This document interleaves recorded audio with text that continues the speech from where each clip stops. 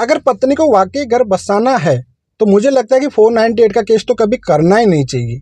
देखो उसके पीछे का कई कारण होते हैं, मैं आपको बताता हूँ। एक तो डोरी केस होता है, क्रिमिनल केस होता है, ठीक है।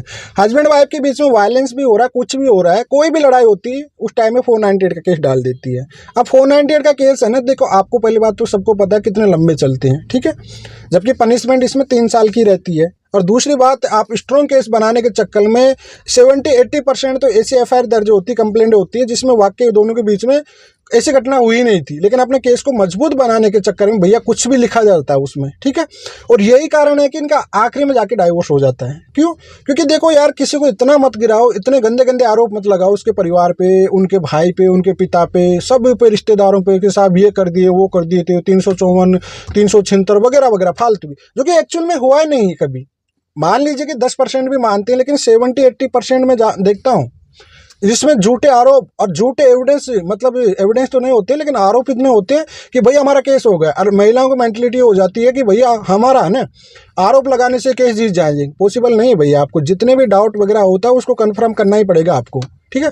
पहले के ज़माने जा चुके हैं, आजकल पता है तभी तो सुप्रीम कोर्ट तक के फैसले आ रहे हो, हस्बैंड के पक्ष में आते हैं मैक्सिमम। आप देखा करो, हमेशा आपका कभी मेंटेनेंस रोका जा रहा है, कभी आपको घर में जाने से रोका जा रहा है, क्योंकि आपके मामले के केस झूठे इतने हो रहे हैं।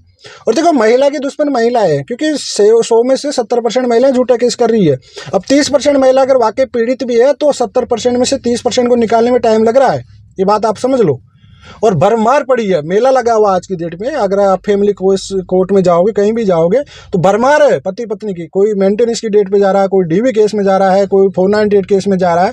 बहुत बुरी हाल है आज की डेट पे, देखा जाए ये एक तरह से ट्रेंड हो गया एक तरह से। तो इस वजह से अगर वाकई आपको घर बसाना है या साथ में रहना है तो कभी भी गलती से आप लोग 498 का केस मत करिए। देखो दहेज केस में क्या होगा, आपको दहेज केस से अच्छे केस आपके साथ मारपीट का होता, तो अगर आपके साथ फिजिकली मारपीट हो रही तो आप पुलिस थाने मारपीट के केस करिए। आपका पति क्यों करेगा फिर भाई?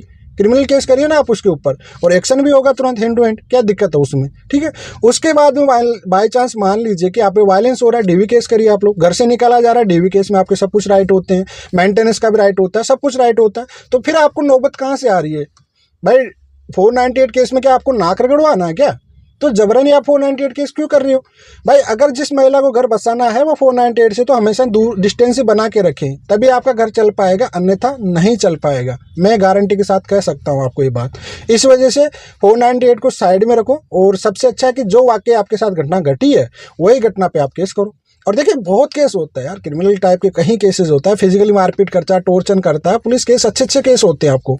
तो आप ये फालतू की ये जो परंपरा चलती आ रही कि यार डीवी केस करना, 498 करना, नाक रगड़ाना, ये फालतू केस करिए मत, है ना। आप कभी गलती से मत करिए, आपका घर सुरक्षित रहेगा हमेशा। गलती करेगा वो पछताएगा बाद में जाके।